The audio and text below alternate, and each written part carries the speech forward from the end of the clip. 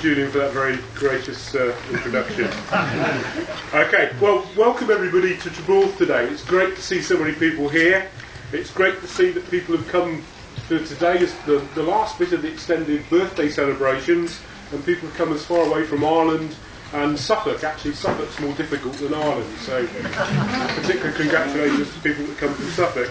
And I gather there was a visitor from California earlier in the week that came to the early part of the celebrations. Now, a lot of people might think, well, what the heck's the College of Natural Sciences? Well, sometimes I do, and I was ahead of it until about 3 weeks ago. The College of Natural Sciences actually consists of 3 schools in the university: biological sciences, ocean sciences, and what used to be agriculture and forestry, which is now the School of Environment, Natural Resources and Geography. So what's really nice today is to see so many people from all the ancestral departments. And the ancestral the ones who evolved legs. Exactly. The precursors of the latest configuration of the university. And I've already bumped into a few people, so it's great to see some former agriculture people, both staff and students, former botanists, wood science, plant biologists, agricultural botanists, foresters, and that peculiar but splendid Bangor degree, botany with marine botany. Many of whom have gone on to great things. And it's also nice to see people from the wider university. There's people from all sorts of other departments, English graduates, people from electrical engineering, chemistry, psychology, German, history with Welsh history, economic history. So it's nice that Treborth reaches out to the wider university as well, because this is a fantastic resource, not just for the university but also for Bangor, North Wales. And it's really great that the garden has reached 50 years. And if you want a much more detailed account of the history, then Nigel's done a very, very good job in the most recent version of the newsletter. And of course, no small measure of this is actually Nigel's been here for the last 37 of those 50 years. So a huge amount of effort, a huge amount of the success of Treborth comes down to Nigel. But there's others to thank. And in particular, the reason that we're still here, well, the reason we're here in the first place, of course, was John Harper, who sadly died last year. He had the vision to start the garden in the first place. But more recently, the garden very much is here because of the Friends of Treborth and also STAG, the Students for the Treborth Action Group.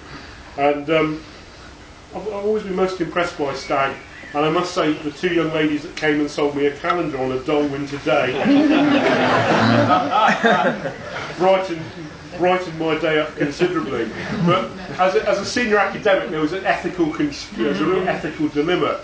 You know, I asked them politely whether they're in the calendar, and they said yes. I'm May and I'm June, and I thought, well, do you have a look when they're in the room? Or when they're So I thought, well, I let them go outside before I had a quick look. How many copies did you buy? I think I bought 10 copies.